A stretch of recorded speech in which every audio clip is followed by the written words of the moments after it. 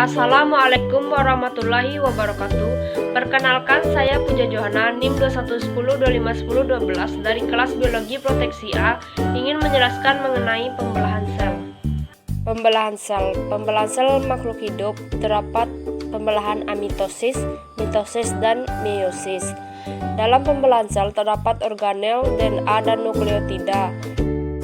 Sebelum sel melakukan pembelahan, fase yang dilalui yang pertama yaitu intrafase atau persiapan sebelum membelah. Terdapat 3 fase. Yang pertama G1, pertumbuhan 1. Sel memasuki masa pertumbuhan, persiapan nutrisi, persiapan makanan untuk melakukan pembelahan. Selanjutnya fase S, fase sintesis atau mengkopi untuk memperbanyak fase replikasi DNA.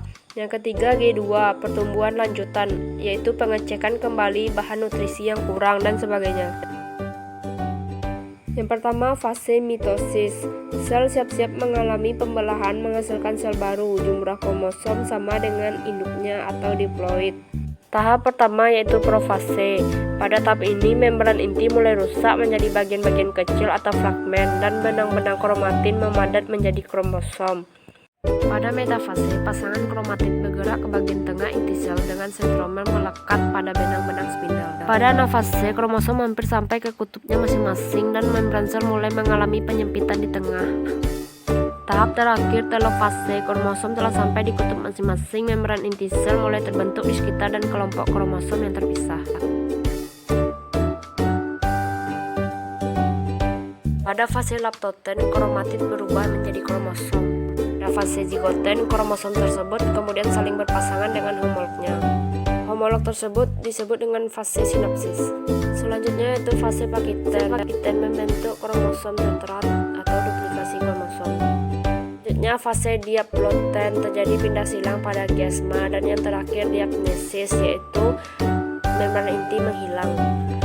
Tahap metafase 1, kromosom homolog memisah dan bergerak ke kutub yang berlawanan. Tahap anafase 1, kromosom homolog bergerak dan terjadi reduksi kromosom. Dan telofase 1, membran inti mulai membentuk kembali dan sitokinesis menyebabkan 2 sel anak yang bersifat haploid. Yang kedua yaitu fase meiosis 2, profase 2, membran inti mulai merusak menjadi fragmen dan membentuk gelondong pembelahan. Kromosom inti bergerak ke bidang pembelahan. Selanjutnya metafase 2, kromosom berjejer pada bidang pembelahan.